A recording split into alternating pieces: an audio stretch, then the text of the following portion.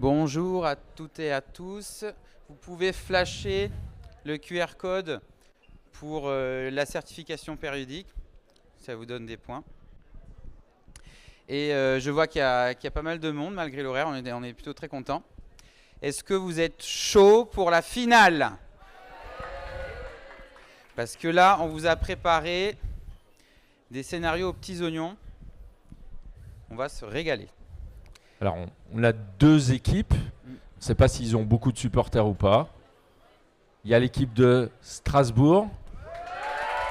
Ah. Strasbourg est là. Et puis, il y a une autre équipe qui est revenue des qualifs, je crois. Enfin, au départ, ils n'étaient pas prévus. Et puis, finalement, ils sont en finale. Alors, est-ce qu'ils ont des supporters? C'est l'équipe de Poitiers. Ils sont là-bas.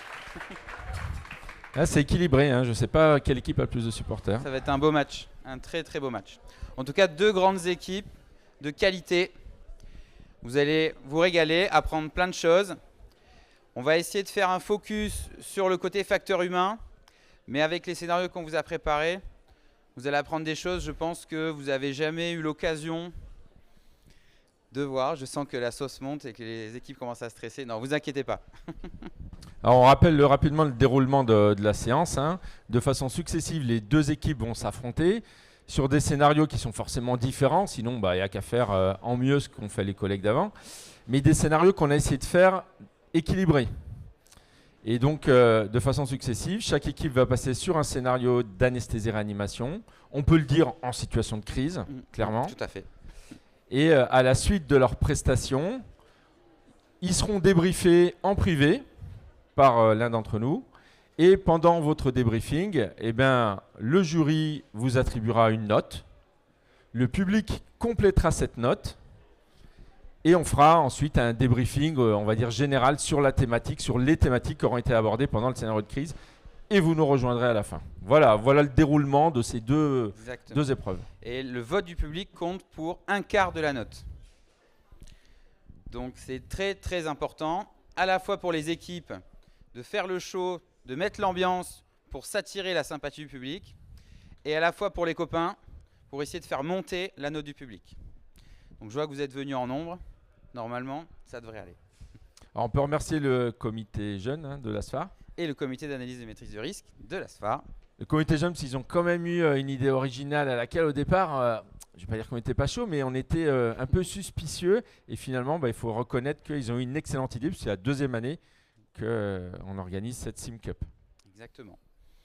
Et j'aimerais, même s'ils ont perdu pendant les qualifs, féliciter l'équipe de Clermont-Ferrand qui a fait quand même un gros parcours et qui a gagné la coupe l'an dernier. C'était un très beau match hier.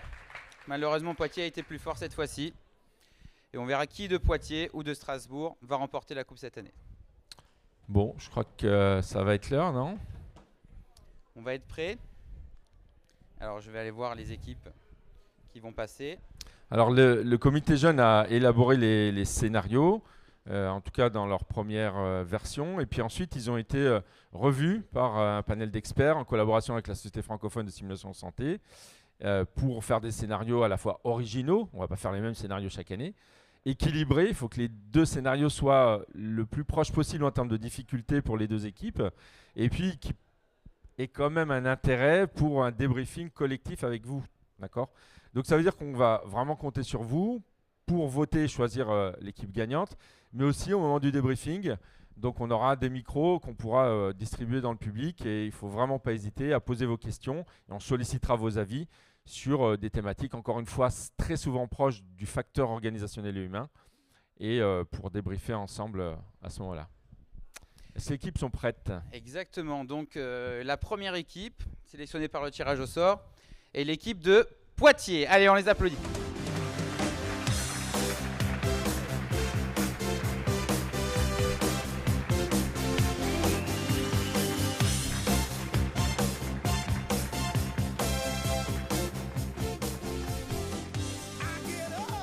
Alors, l'équipe de Poitiers, qui êtes-vous? Comment t'appelles-tu? D'où viens-tu? Moi, je suis Anthony, je suis docteur junior, du coup. D'accord, parfait, Voilà. Anthony. Anthony de Poitiers. C'est ça. Moi, c'est Théa et je suis interne en 4e semestre. D'accord. Moi, je m'appelle Elodie et je suis infirmière anesthésiste depuis 11 ans. Parfait. On les applaudit.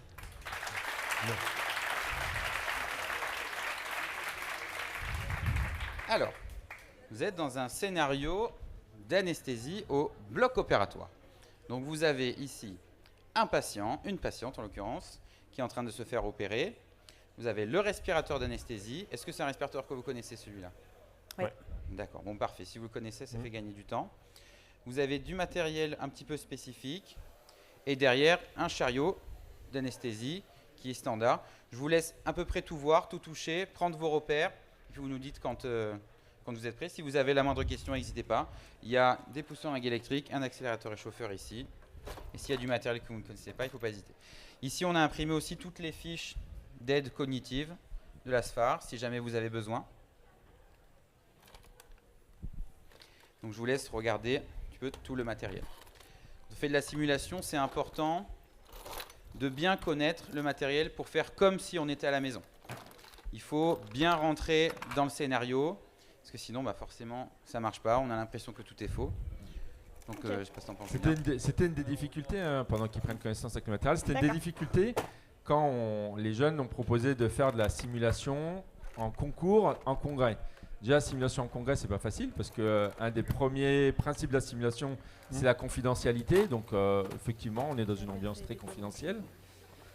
Et puis, les deuxième et troisième règles de la simulation, c'est le réalisme. Alors, on essaye de reconstituer un environnement le plus réaliste possible. C'est pour ça qu'on les laisse prendre connaissance du matériel. Mais ensuite, c'est la bienveillance, en tout cas, la création d'une ambiance où il n'y a pas de piège volontaire. Donc, on a dû construire des scénarios où, bien sûr, va se passer des choses, c'est l'objectif, mais où chacune de ces choses a un objectif pédagogique. Et ces objectifs pédagogiques, on les discutera au moment du débriefing. Donc, on espère qu'ils vont le plus possible coller à ce qu'on a imaginé dans le déroulement du scénario. On peut leur dire qu'on est au moins aussi stressé qu'eux, certainement. Tout à fait, parce que nous, on estime que le scénario va se passer d'une certaine façon, mais on ne va pas contrôler ce que font les personnes sur scène. Ils peuvent partir dans un scénario complètement différent de ce qu'on a prévu, donc il faut s'adapter. Heureusement, on a des super techniciens avec nous pour adapter les scénarios par rapport aux actes des personnes sur scène. Et l'idée, c'est de créer quelque chose de plus réaliste possible et des situations qui permettent à tout le monde d'apprendre des choses. Des situations qui sont soit graves, soit assez rares, mais si vous les avez vues une fois, si vous avez participé avec eux à ces situations, vous ressortirez de là en ayant retenu quelque chose. Et je vous promets que dans 1 heure, vous aurez appris des choses. C'est impossible que vous sortiez sans avoir appris quelque chose aujourd'hui. Alors, il y a quand même des règles, et donc il y a une règle importante à respecter, c'est qu'on vous demande d'être indulgent avec les équipes. Quand on dit indulgent, c'est bien sûr qu'on essaye de vous chauffer un peu pour que vous applaudissiez vos favoris, mais on vous demande, notamment au moment du débriefing, d'essayer de formuler vos remarques et vos questions de façon générale et pas de façon personnelle. Plutôt de dire un tel il a fait ça, c'est n'importe quoi, non. Dites plutôt, dans telle situation, est-ce que vous nous conseillez de faire ceci ou cela? Et c'est une façon probablement la plus correcte de discuter de ce qui va se passer. Ils seront à côté en train de débriefer en privé, mais ils nous rejoindront ensuite. Et donc, c'est la seule règle à respecter aujourd'hui, essayer d'être confraternel et d'imaginer que ça pourrait être l'un d'entre nous à leur place. Alors, je crois que l'équipe de Poitiers est prête. On va pouvoir donc afficher le briefing et le départ du scénario. Donc le briefing est simple. Vous avez Madame Audrey Tincel, elle a 54 ans, elle se fait opérer d'une thyroïdectomie totale pour un carcinome papillaire. Il n'y a pas d'autre antécédent. Et il faut savoir que vous travaillez dans un CHU, dans un bloc général. Rien de plus. Est-ce que vous êtes prêts? Allez, c'est parfait. On va pouvoir commencer les scénarios. Bon, c'est bon, le patient est prêt, c'est bon? Docteur Quentin, je vais commencer par désinfecter, avant qu'on chante. Est-ce que l'équipe d'anesthésie est prête? C'est bon? Ouais, pour nous c'était Ok. bon. Tout va bien? Est-ce que tu peux aller un peu plus vite quand Oui, même, parce pardon. que Je fais Ils précaution. m'ont appelé pour un polytro là. Ok. Faut qu'on aille vite pour cette chirurgie. Bon. On a fait la checklist? Oui, la checklist Oui, a oui. été faite avant qu'on intube le patient. Bah, je pense que c'est pas mal pour la désinfection. Ok. Qu'est-ce Est-ce qu'on que a, j'ai oublié, moi est-ce qu'on a on a On a tout. tout ce qu'il fallait? Le bistouri, vous l'avez, électrique? Ah, oui. Oui, je vais le chercher. Bon. Donc il faudra qu'on discute après hein, pour le prochain patient. Du coup, c'est un polytro, il aurait un foie, il faudra qu'on voit s'il va au scan avant ou après, parce qu'apparemment, il est extrêmement grave. Ok, les réa ils sont prévenus? Hein? Les réa ils sont prévenus? Oui. Ah, il a dit la tension, elle a toujours resté en manuel. On l'a pas mis en toutes les quelques minutes. Allez, Je me dépêche. Hop, Je suis désolée, je n'ai pas la main dessus. C'est bon, voilà, tu as réussi, bravo. c'est bon, c'est Ok. branché. Allez, incision. Ok, Merci. incision. Ah, merci, c'est noté. Bistouri, Vous avez besoin d'autre chose? c'est quand même très fort. Là. Tu veux Des pas pinces. qu'on... Pardon. On est bien là sur le Merci. volume Ouais, ça paraît pas beaucoup, effectivement. De... Voilà. Oh là là. Qu'est-ce qui se passe? Oh. Qu'est-ce que c'est que ça? Merde. Il y a le Qu'est-ce feu, qui se là. passe Alors, Qu'est-ce qui Il y se a le feu au bloc. passe? Ah. Qu'est-ce qui se passe? Ah, ça pue. Ça fait- Qu'est-ce qu'on C'est fait? quoi le souci, Qu'est-ce là qu'on fait Est-ce que t'as le feu sur le champ ou pas? Hein Ouais, c'est Comment du feu. Il y a de la fumée. T'as le feu Alors, sur le attends. champ? Ah, bah, On a ça, 21%. ça brûle là, non? je vais couper Tu le... peux- Ça On va va faire. les gaz aussi. Est-ce que tu peux arroser ton champ opératoire, s'il te plaît? La Ça va rosée arriver, avec là. quoi? Du sérum Phi par exemple. J'en ai. Vous pouvez m'en donner, peut-être. Théa, est-ce que tu peux t'occuper, s'il te plaît, Oui. d'en trouver? Arrêtez. On a, Qu'est-ce il y que- a 21%. Et Qu'est-ce qu'on ça fait? Est-ce qu'on a des Hop. seringues prêtes? Bon, on arrête la chirurgie pour l'instant. Tenez. Ça saigne pas de votre côté, vous vous arrêtez là ou pas, vous? Vous êtes sûr? Vous êtes sûr? On Alors arrête. j'arrose. Oui, j'en suis sûr, on arrête, s'il te plaît. J'arrose, hein. Des petites gouttes Voilà. comme ça. Sur le Non, champ non, tu peux en opératoire, mettre plus. s'il te plaît. Tu peux en mettre plus. Hein Ah oui, plus. Oui, t'arroses Hop. vraiment. Sinon, ça marchera Ça pas va. là. Peut-être qu'il faut Ça vient plus d'où la d'eau, fumée? non? On est d'accord qu'on ne voit pas de flamme en dehors. Tiens. D'accord. Encore. Donc c'est dans les voies aériennes. Dans Et les ça voies va- aériennes. C'est où que ça... Bah, c'est peut-être là où on a Ouais. mis le bistouri. Oui. Non, ouais. Oh. Bah, écoute, non, ça ne brûle pas Ça ailleurs. fume par là, hein. Écoute, mets La encore du saturation, sérum on est Phi. toujours bien. Et ça brûlait... Faudrait pas qu'on se brûle Ouais. nous, hein. Qu'est-ce qui a pris feu de votre Ouais, côté? Bah, ça brûle là, ça brûle. Bah, les déjà, champs, enlever les champs justement Ouais. pour pas qu'ils brûlent. bon La chemise aussi. Ok. Moi- Voilà, tout est enlevé. Voilà. Hop. Vous qui pouvez aller chercher un extincteur, s'il vous plaît. Ah, Là, il faut qu'il y en ait un de deux qui se déshabille. Je vais voir si Ça, on c'est pas a important, ça. la chirurgie. Un extincteur. On pourra pas utiliser le bloc pour le prochain patient. Ouais, non, on peut pas. C'est pas le souci tout de suite. Merci. Là, on a un extincteur. C'est un extincteur comment? Là, j'ai un autre extincteur. Ah voilà, on va là, prendre c'est celui-là. du je Ah, pense. dioxyde attends. de Est-ce qu'on va carbone. prendre celui-là? Celui-là, il marche mieux. Tiens, toi, tu dois Vous êtes savoir sûr, hein comment ça Et je marche. mets- C'est un je mets où, extincteur moi à eau, on est d'accord? Oui, Non, ah, non, ça oh. marche ça. Attends, c'est là. Ah. Ça fume encore, hein. Cata là, hein. Et le monsieur, il va bien? Écoute, pour l'instant, écoute, c'est. Pour l'instant, oui. On Là, a toujours des pressions faut élevées pas- avec un volume courant assez faible, Anthony. Oh là là. On a monté, on a pression. Dormez. Bah attention, ouais. Théa, est-ce toujours que tu bien. peux ausculter, s'il te plaît, Théa? Oui. Non, je déconne, c'est en Moi, fait. ça commence à me faire C'est peur. que vous avez remis autre chose là pour que ça fume comme ça? Bah non, Ah non, on n'a non, rien ça fait. brûle là, ça brûle vraiment. Il n'y a pas la table qui brûle, je sais pas moi. Qu'est-ce qu'on peut faire d'autre que... Est-ce que quelqu'un peut appeler la sécurité incendie aussi? Et la sécurité. Le 45 000. Allez-y, j'appelle. Voilà. Bien, merci. Vous voulez d'autres eaux? Ah bah attendez, on va mettre deux tours. Hein. Ah voilà. Ça donne quoi l'auscultation, Théa? Allô? Si Oui. tu vois Allez, encore c'est quelque terminé, chose. c'est terminé. On les applaudit bien fort. Super. Bravo.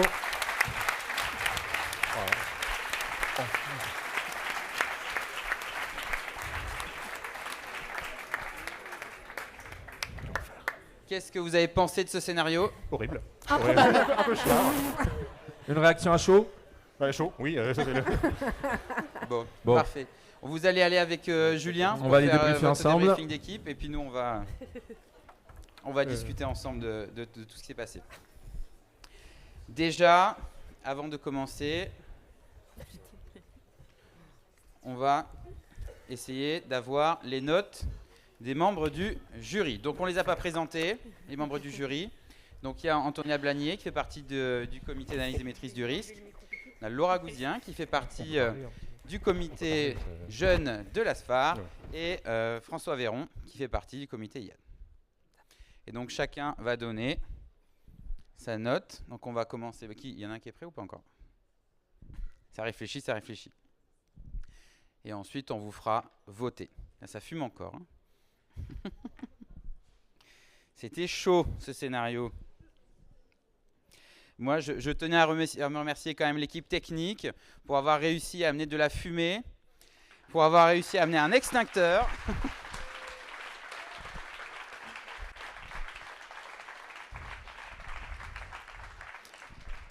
Et on remercie aussi toute l'équipe de sécurité du Palais des Congrès qui nous ont autorisé à faire ce scénario, parce qu'au départ, c'était quand même pas gagné. On a pu amener le plus de réalisme possible. Alors, est-ce que les notes sont prêtes? C'est parti. Antonia, c'est combien? 16 sur 20. Bravo.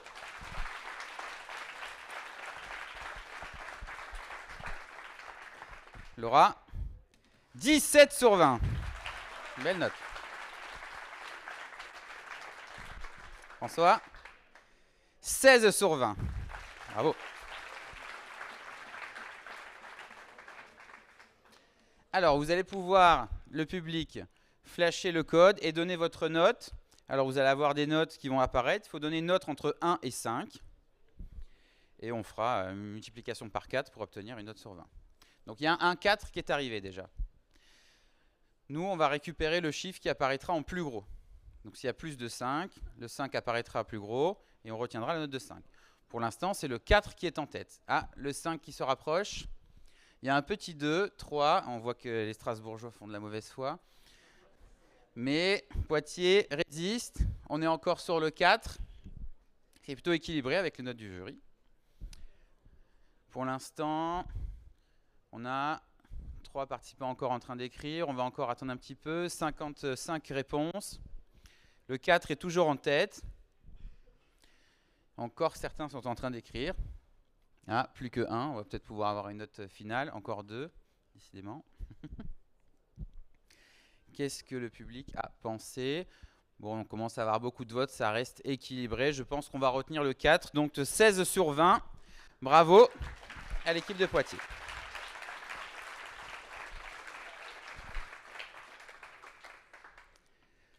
Donc, on va discuter un peu. Je ne sais pas si j'arrive à passer. Ouais, parfait. Est-ce que vous saviez que vous avez une aide cognitive sur le faux bloc? Il y en a qui ont dit oui, il y en a qui ont dit non. Effectivement, ce n'est pas la première fiche qu'on va chercher. Et pourtant, elle peut être utile dans ce genre de situation. Est-ce que quelqu'un a déjà vu un feu au bloc opératoire? Oui? Voilà. Je veux des retours d'expérience. J'en ai vu 2 en vrai. J'en ai vu un sur un bras mécanisé, c'est le moteur qui a pris feu. Et le deuxième, c'était sur une procédure ORL, c'est le patient qui a pris feu au niveau de la trachéotomie. Le laser ORL, le classique. Ensuite. C'était sur un polytro, un bassin avec beaucoup de désinfectants. Et a priori, le bistouri en fait a fait prendre feu le désinfectant. Un autre classique, le bistouri électrique sur la bêta-alcoolique. Est-ce qu'on a d'autres expériences de feu? Alors moi, j'ai eu une expérience de feu, mais ce n'était pas un humain, c'était un cochon. Au laboratoire d'expérimentation animale. Et effectivement, on avait fait un peu vite, on a mis la bêta-alcoolique, balancé le bistouri électrique et ça avait pris feu. Donc, qu'est-ce qu'on a besoin pour créer un feu? On a besoin d'un comburant. Le comburant auquel on pense tous, c'est l'oxygène. Est-ce que vous aviez vu que cette patiente, elle avait les lunettes d'oxygénothérapie haut débit qui balançaient de l'oxygène sur le site opératoire? Vous l'aviez repéré, ça? En tout cas, l'équipe l'a repéré très très vite, je les félicite d'ailleurs, puisque le premier geste à faire, c'est d'éloigner la source d'oxygène. Et c'est ce qui a été fait. Les lunettes d'oxygène ont été enlevées très rapidement. Probablement que cette patiente, elle avait été intubée avec une préoxygénation à l'oxygénothérapie au débit, et qu'ils ont laissé les lunettes en place, ils ont oublié, parce que le chirurgien mettait un peu la pression, il voulait opérer vite, il n'arrêtait pas de parler du patient d'après, et donc ils ont oublié l'oxygène. Mais quand ça a pris feu, ils l'ont enlevé de suite. Donc ça, c'est le comburant. Ensuite, il faut un combustible. Le combustible, souvent, ça va être la bétaïne alcoolique. Et ensuite, il faut une source de feu. Et la source de feu, ici, c'est le bistouri électrique. Si vous avez ces 3 éléments-là, bah, vous avez du feu. Il y a une petite phrase en plus. Tout brûle plus vite et plus fort en environnement riche en oxygène. Donc dès que vous avez une suspicion, c'est la fumée comme on l'a vu, mais aussi l'odeur. Je ne sais pas si vous avez senti l'odeur. On avait pris une petite bombe odeur fumée. Donc ça, c'est des éléments qui font suspecter le feu. Ben là, il faut ramener de suite les extincteurs. AO pour le patient, CO2 pour le matériel électrique. Donc j'imagine que pour le bras mécanisé, c'est peut-être un extincteur à CO2 que vous avez utilisé. Voilà. Et la couverture anti-feu. Et il faut protéger le patient, l'arroser, mettre de l'eau pour protéger les brûlures. Il faut appeler rapidement à l'aide, comme tout scénario de simulation. Et là, il faut appeler l'équipe technique et l'équipe de sécurité incendie assez rapidement, pour qu'ils puissent aider à contrôler le feu si jamais c'est compliqué. Donc feu en salle d'opération, conduite à tenir. Donc on coupe l'oxygène. Quand il en est ambiance, il y a de l'oxygène. On coupe arrivée d'oxygène au niveau de la vanne d'arrêt, puisque là, il y avait de l'oxygène qui se baladait à l'arrière du respirateur, par exemple. Tous les circuits d'oxygène, si jamais le feu s'étend et arrive jusqu'au respirateur, ça peut exploser. Il faut débrancher l'appareil, asperger les éléments avec les extincteurs. Si le feu persiste, alarme incendie, laisser en état pour expertise. Un feu au bloc opératoire, il y a besoin d'une expertise. Et faire un bilan des lésions et de la gravité, notamment pour le patient. Pour la chirurgie sus-xiphoïdienne, c'était exactement ce qui était en train de se passer. Considérer les besoins en oxygène.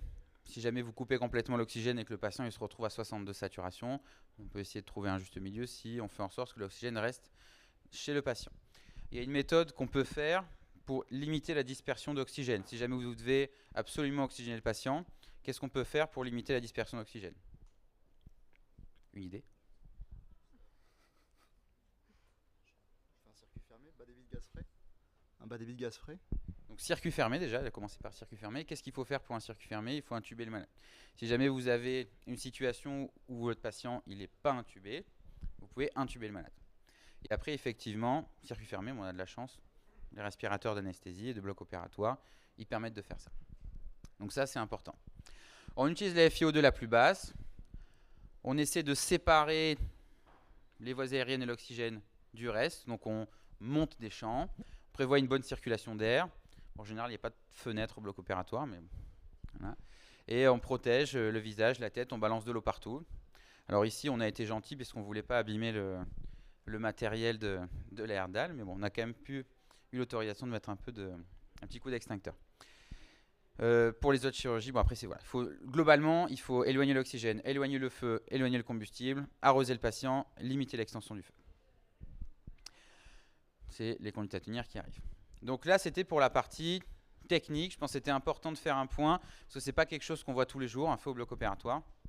Donc j'imagine que vous avez tous appris quelque chose aujourd'hui. Est-ce qu'à Poitiers, il y a des scénarios de simulation sur feu au bloc opératoire? Est-ce qu'ils connaissaient cette situation? Non, pas le feu. Pas le feu. C'est pas un classique hein, des laboratoires de simu. Donc on voulait faire quelque chose d'un peu atypique pour que tout le monde puisse apprendre quelque chose. Ensuite, sur le côté facteur humain.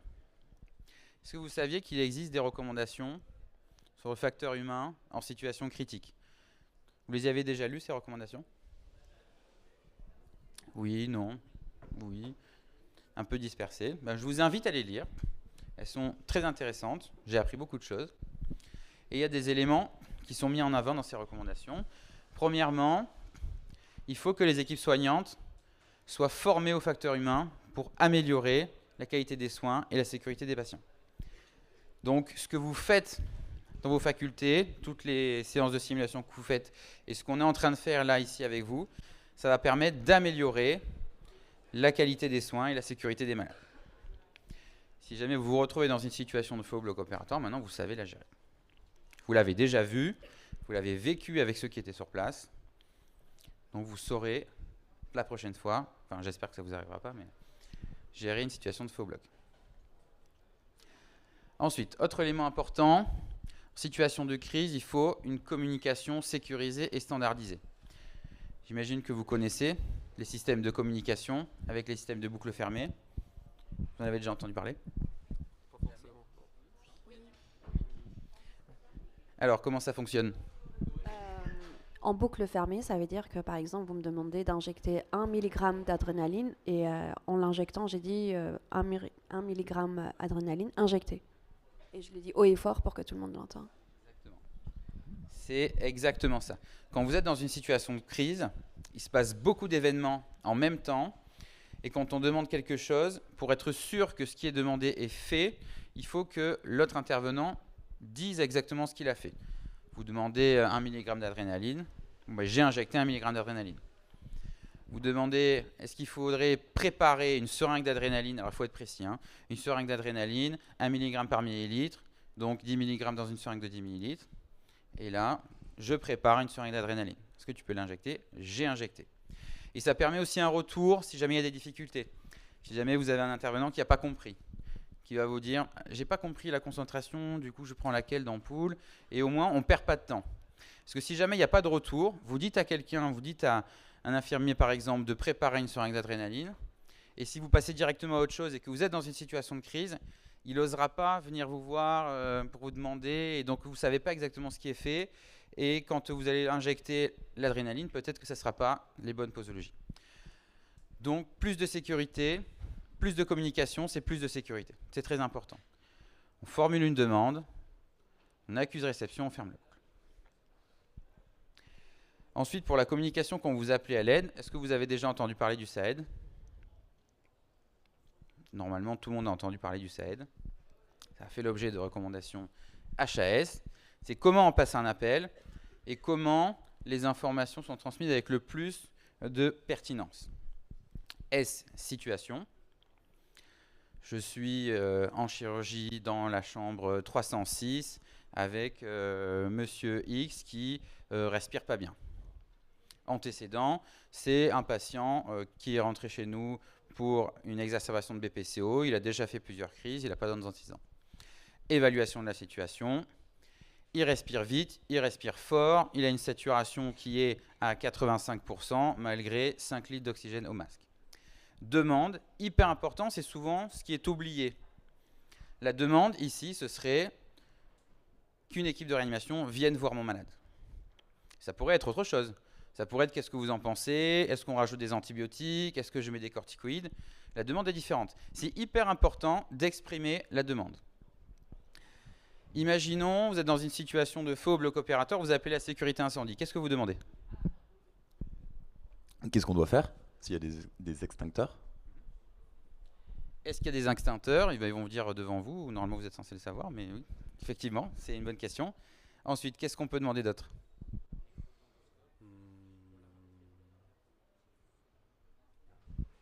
S'il y a des alimentations générales à couper. S'ils peuvent venir. Ouais. Donc là, j'ai 2 excellentes réponses. Est-ce qu'on peut couper l'oxygène sur une alimentation générale? Et est-ce que vous pouvez venir? Il y a un feu au bloc opératoire. La première chose que je fais, c'est, les gars, vous venez. Vous venez à 5, à 10, vous venez. En général, dans les blocs opératoires, quand on fait le tour des blocs opératoires, on fait le tour de l'arrivée et de la fermeture des gaz. Il faut savoir comment fermer les gaz dans une salle de bloc. Et si jamais vous êtes dans une situation critique et que vous ne savez pas, votre meilleur ami, c'est un infirmier anesthésiste. En général, il sait où ça se trouve, n'est-ce pas? Dans ton bloc, tu sais où tout se trouve. Et quand on fait le tour, quand on ouvre la salle le matin, on vérifie que les gaz fonctionnent, le petit bouton vert est vert. Donc ça, c'est hyper important. Ensuite, qu'est-ce que nous disent les experts de cette recommandation? Il faut une conscience individuelle et collective. Là, qu'est-ce qui s'est passé? Il y a de la fumée, et de suite a été exprimé, ou là, il y a quelque chose qui brûle, il y a de la fumée. Bon, ça se voit, hein. Mais au moins, tout le monde était au courant que le problème était un problème de feu au bloc opératoire. Hyper important. Dans une situation un peu plus complexe, où le diagnostic n'est pas évident, c'est important d'exprimer à haute voix vers où on va. Comme ça, tout le monde est au courant et tout le monde va dans la même voie. Et ça permet d'activer des réflexes, d'activer ce qu'on a appris dans les cours de simulation et ce qu'on a l'habitude de faire en équipe. Les experts suggèrent les aides cognitives. Ici, ils n'ont pas trop regardé les aides cognitives. Je vais vérifier qu'elle y est quand même, mais normalement, elle y est. Et si vous ne l'avez jamais vue, je vous invite à la lire, même si je l'ai présentée. Voilà, elle y est. Dans vos blocs opératoires, vous avez tous des aides cognitives. Est-ce que vous avez des aides cognitives chez vous? Oui. Elles sont imprimées? Tu sais où elles sont? Pas exactement. Alors, c'est bien qu'il y en ait, c'est bien de savoir où elles sont aussi. Est-ce qu'à Strasbourg, il y a des aides cognitives? Dans vos blocs opératoires, vous savez où elles sont? Accrochées, où ça? Sur le chariot d'anesthésie. Donc, dans chaque salle, il y a les aides cognitives sur le chariot d'anesthésie. Super. Et à Poitiers, c'est comment?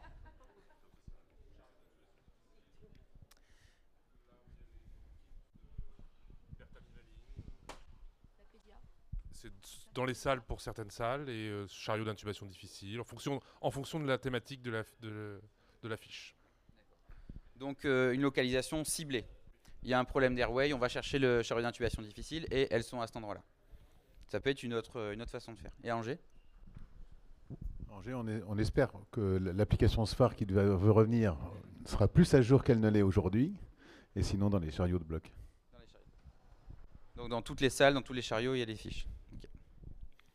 Donc voilà, chacun a ses petits tips, ses petits endroits différents. Et effectivement, Anthony a raison de dire, il y a les téléphones.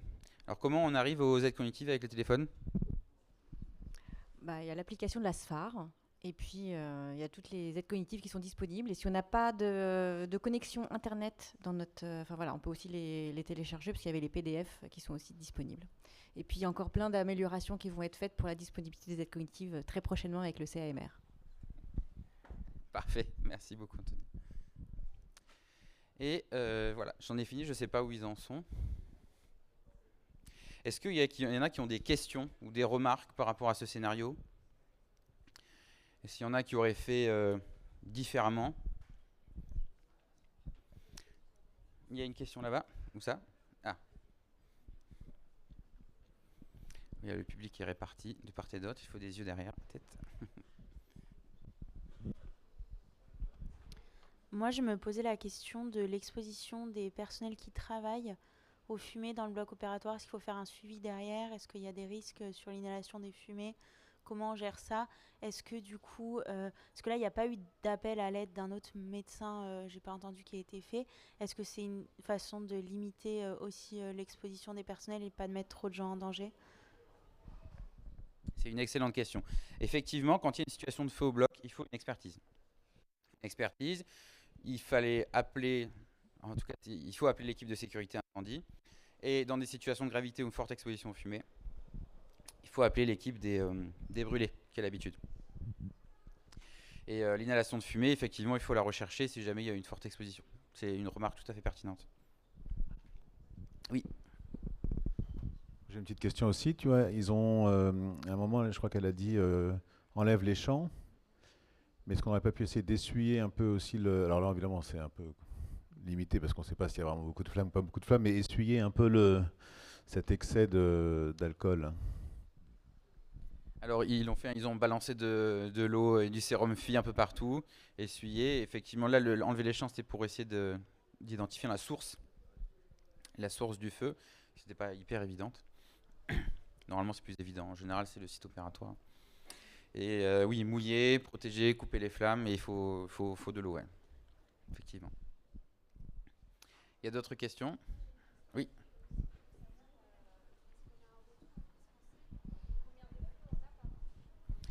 Alors, est-ce qu'on a un retour sur le nombre de feux au bloc par an ? Julien, est-ce que tu as une idée ?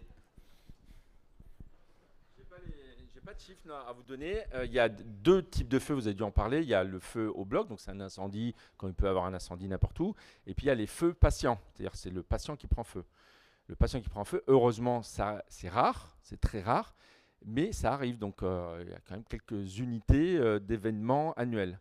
Les incendies, les feux, voire les débuts de feux au bloc opératoire, c'est beaucoup plus fréquent, mais ça n'a pas toujours les mêmes conséquences, quoi. Donc je n'ai pas les chiffres, mais on pourra vous les transmettre en se renseignant. Allez, une dernière question, puis on passe au scénario suivant. Dans ce scénario, est-ce qu'on aurait pu discuter de l'extubation ? Parce que sur les chirurgies des voies aériennes, dans l'aide cognitive sur le feu au bloc, c'est indiqué d'extuber parce que forcément c'est un comburant et qu'on brûle la voie aérienne. Vu que là c'était une chirurgie ORL, il me semble que c'était une thyroïde. Est-ce que vous en avez parlé ? Alors là, on est au tout début de la chirurgie. Ils étaient en train d'inciser, donc il n'y a pas d'exposition des voies aériennes aux flammes.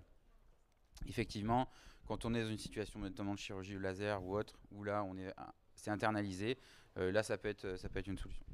Mais là au contraire, il valait mieux laisser la patiente intubée, bien laisser l'oxygène fermé dans le circuit fermé, éviter que l'oxygène sorte.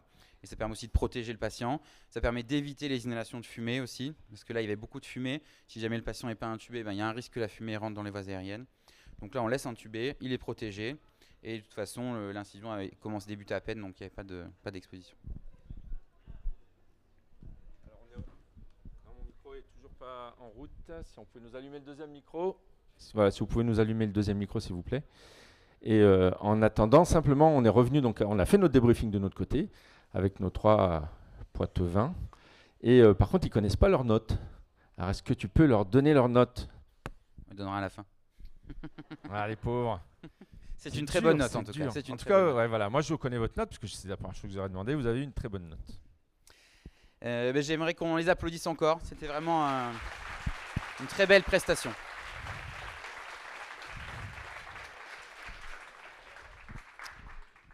On continue avec le deuxième scénario. Et donc, on va demander à notre équipe de Strasbourg d'entrer en scène.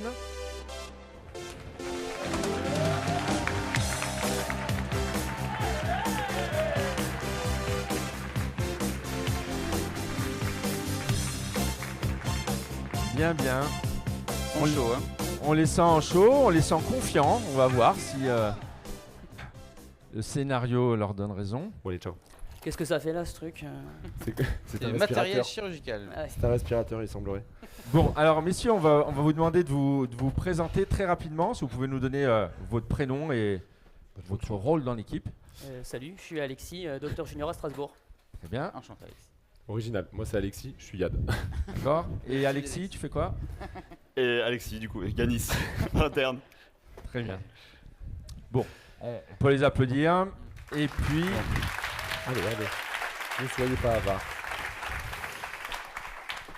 On vous laisse prendre connaissance du matériel dont vous disposez. Alors, pas de piège, je ne sais pas si vous allez me croire. Mais en tout cas, c'est censé être un matériel standard. On vous laisse regarder. Vous avez déjà, lors de votre premier scénario en demi-finale, utilisé ce matériel-là. Et puis, on vous donnera les éléments du briefing. Entre-temps, on va vous présenter les autres protagonistes du scénario. Et on a donc un chirurgien, c'est ça? Qu'est-ce que vous C'est chirurgien de quelle spécialité? Abdominal. Ok, un chirurgien viscéral. Il y a Et pas puis d'indice, une hein. infirmière de bloc opératoire. Tout à fait. Parfait. Donc Gilles et Quentin. Oui. T'as bien l'argot? On intube à la main, à l'oreille. Vous nous dites dès que vous êtes prêts, puis on commencera le briefing. C'est bon pour vous les jeunes? Oui, patron. On commence déjà par vous rappeler que... Alexis, oui. Par vous rappeler que dans chaque scénario, il y a bien évidemment des éléments techniques. On fait quand même une profession technique, mais qu'il y a surtout des éléments liés au facteur humain. D'accord? Donc, la notation portera essentiellement sur les éléments liés au facteur humain, mais il ne faut pas faire n'importe quoi sur le plan technique non plus. Comme d'habitude, quoi. Comme d'habitude. Donc, ça veut dire qu'il faut que vous restiez concentrés.